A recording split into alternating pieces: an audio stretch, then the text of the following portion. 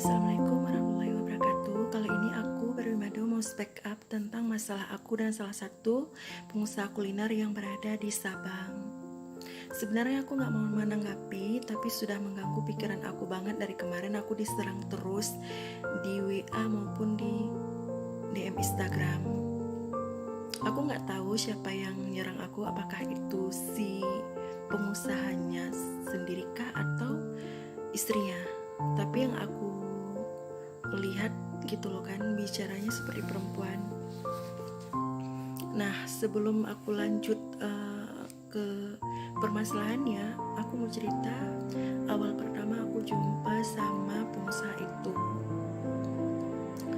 Nah, pertama kali aku jumpa sama si pengusaha itu, aku kenalnya di tahun 2018, perkiraan akhir deh kayaknya, perkiraan akhir 2018. Kenalnya di Banda Aceh. Di sana aku masih berprofesi sebagai ikon kuliner. Nah, pada saat aku bekerja sebagai ikon kuliner di salah satu kuliner yang ada di Banda Aceh, si pengusaha ini berkunjung ke outlet itu dan aku masih dalam keadaan bekerja. Nah, di situ dia melihat kinerja aku sebagai ikon dan model di situ. Kemudian dia langsung menawarkan ke aku, dia tanya jasa aku berapa untuk menjadi promosi usaha dia. Nah, aku bilang saat itu 3 jutaan kontrak awal. Dia langsung bilang, kok terlalu murah gitu loh, kok terlalu murah. Kak, dia panggil aku Kak karena usia dia memang lebih muda daripada aku. Kok lebih murah, langsung dia kasih aku 10 juta di awal ketemu. Nah, siapa sih nggak senang? Aku kan masih terharu. Awalnya aku nolak karena aku baru awal-awal pegang duit banyak ya waktu itu. Maksudnya dalam pekerjaan aku baru kali itu ada orang yang mau bayar aku puluhan juta langsung cash gitu kan. Setelah itu kita meeting, ada beberapa kali pertemuan. Terus terjalinlah kita tuh kedekatan gitu kan. Nah, sampai kita dekat-dekat, ada berapa kali ketemuan, ada berapa kali kinerja yang memang aku diberi diapresiasi sama dia gitu, dekat gitu loh. Ada chat-chat, memang chat-chat yang gimana ya, dekat gitu loh, sebagai teman. Karena waktu itu aku single dan dia pun masih single. Dia masih kuliah di salah satu universitas di Banda Aceh waktu itu.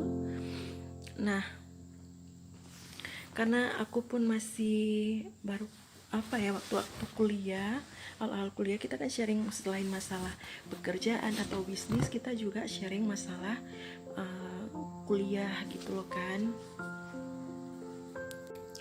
Dekat sampai dia itu pindah kuliah waktu itu karena dia dapat beasiswa.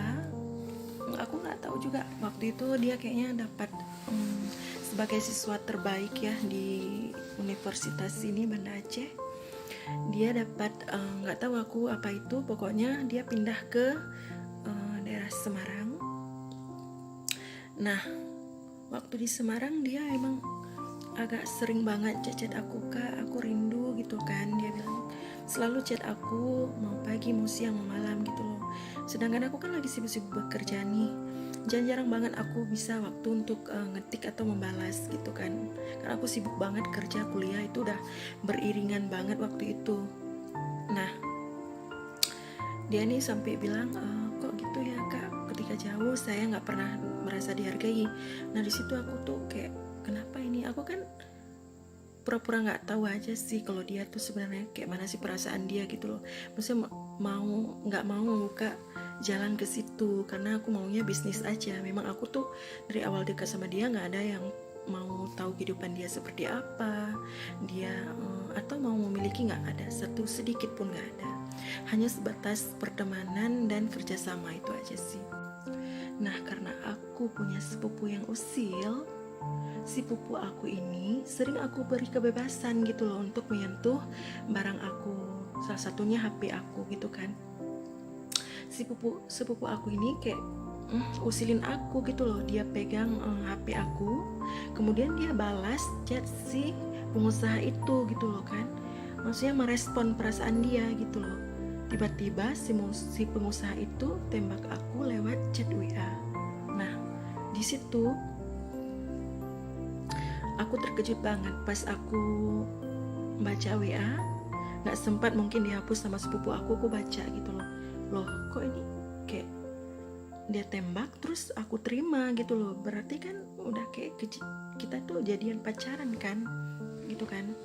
Nah aku kan kesel, marah gitu loh sama sepupu aku, tapi kan aku nggak mungkin dong langsung membalas, langsung balas WA ke dia, langsung bilang ini itu, kan nanti HP aku gak diprivasikan gitu loh kan, dia pasti merasa kecewa. Aku nggak tahu ya apa tindakan aku waktu itu yang benarkah atau salah gitu loh. Yang pastinya aku sangat menyayangkan hal itu. Selanjutnya dia kayak merasa aku ini pacar dia gitu loh. Hari-hari berikutnya dia tuh merasa aku nih pacar dia sering WA aku makin romantis gitu kan. Nah sampai di titik dia itu bilang chat aku, kak aku gak betah nih di Semarang, aku rindu sama kakak. Terus aku bilang kan aku orangnya sangat sangat menjaga, karena dia kan posisinya anak orang ada, berprestasi, aku bangga dong gitu loh punya teman, aku masih anggap teman gitu kan. Aku bilang pertahankanlah prestasimu, jangan pulang gitu loh, jangan menyerah gitu kan. Kakak akan selalu ada di sini, kakak akan selalu di Banda Aceh. Kalau kakak kemana-mana kakak pun akan bilang gitu kan. Nah sampai dia tuh terus gak betah isi aku gitu loh kan. Makin aku respon, makin dia tuh kayak kepengen pulang ke Banda Aceh. Nah tiba-tiba 2 minggu kemudian dia ngechat aku, kak aku udah di Banda Aceh nih. Waktu itu dia bilang, kak aku dari Sabang, tapi aku gak bisa ke rumah kakak karena aku ada masalah yang harus diselesaikan gitu loh. Kayaknya dia pulang secara tiba-tiba dan secara tidak minta izin di sana gitu loh, pulang ke Semarang. Aku sama sekali Allah Ta'ala aku gak pernah nyuruh dia pulang ataupun membuat dia itu pulang, sama sekali enggak. Sepupu aku pun aku udah baca chat, tidak pernah ada chat yang nyuruh dia itu pulang ke Banda Aceh. Nah tiba-tiba dia ada di Sabang, terus dia bilang, kak aku gak mau terlalu lama sama kakak, aku mau serius. Nah aku kayak mana dong gitu loh, karena aku selama ini memang gak ada perasaan gimana-gimana gitu loh. Nah tiba-tiba dia udah ngajak keluarga besarnya duduk di salah satu restoran di Banda Aceh. Di situ ternyata dia kayak mau ngejebak aku, tau gak sih gitu loh. Dia tiba-tiba udah ngundang keluarganya di situ nungguin aku mau ngelamar. Aku kan shock ya, pastinya kaget gitu loh. Tiba-tiba dia buat acara ngelamar tanpa dia kasih tahu aku gitu loh kan. Pastinya aku shock gitu, kenapa dia seserius itu gitu. Nah aku memang nolak, waktu itu aku tolak. Aku bilang gini, Dek, aku panggil dia Dek ya, Dek ini kita gak bercandakan gitu loh. Kakak kan udah bilang kakak masih kuliah dan mau fokus ke kuliah dulu. Kakak gak mau yang ada hubungan yang serius. Orang-orang sekeliling kakak, kayak bunda kakak, orang tua kakak, gak setuju kalau kakak menikah di saat itu. Nah dia kecewa sih waktu itu sama aku, termasuk keluarganya yang udah nungguin gitu kan. Setelah kejadian itu aku kayak udah kayak mana ya, udah merasa bersalah, udah merasa dingin aja gitu loh, udah males ngerespon, udah males ngebaca chat dia aja, aku udah males gitu. Aku langsung kayak cuek gitu sih gitu loh. Aku jelasin, aku yang penting aku udah jelasin ya, aku nggak mau nikah karir sama pendidikan aku dulu, fokus ngebiayain keluarga aku dulu. Setelah itu memang dia kecewa banget sama aku, sampai aku tuh WA aku entah di blok waktu itu, entah nggak ada kabar sama sekali. Dia balik ke Semarang. Nah sampai di Semarang dia kayak cuek banget sama aku. Ada sih aku usaha komunikasi gitu kan, tanya kabar, Dek gimana kabarnya gitu loh. Dia ngeresponnya mulai kayak biasa, baik gitu kan, kayak cuek gitu. Mungkin kecewa, iya, oke, nggak apa-apa. Ya aku selanjutnya dengan masing-masing aja gitu loh, aku jalanin hari aku seperti biasa, dia pun seperti biasa. Hari-hari selanjutnya atau bulan-bulan selanjutnya nggak pernah ada kabar sama sekali. Nah sampai aku viral kemarin tuh, ya kan, sampai aku TikTok aku viral. Nah aku kan udah kayak aktif di medsos nih, udah punya apa ya, kalau Instagram aku udah mulai aktif di Instagram. Nah dia kayak nge-follow dan DM aku, tanya apa kabar gitu kan, mungkin nggak tahu lah ya. Nah aku jawab baik gitu loh kan, aku cuek biasa aja karena aku udah tahu dia kayak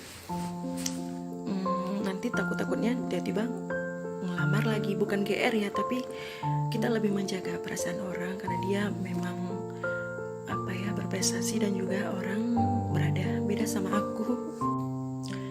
Cuek sampai dia tuh ngechat tiba-tiba aku di WA. Nah tapi nomornya itu nomor dia gitu loh.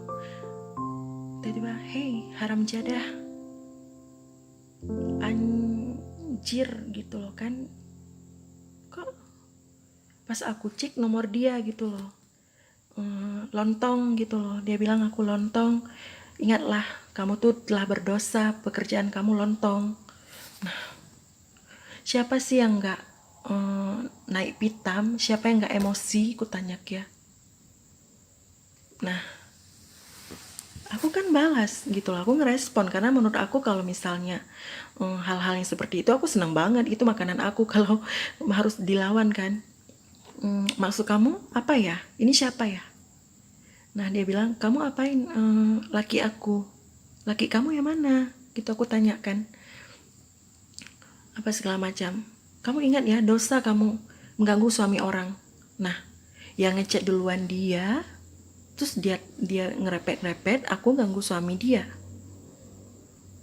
Ternyata si perempuan hidung gorong-gorong itu ternyata ngaku-ngaku istrinya si pengusaha itu, adik itu. Katanya udah nikah, terus suaminya itu kayak ingat-ingat aku terus. Emang aku apain suami dia gitu loh. Masalahnya kita nggak komunikasi, udah hampir 2 tahunan kita nggak ada komunikasi gitu, non aktif sama sekali, bisa dibilang kayak gitu kan.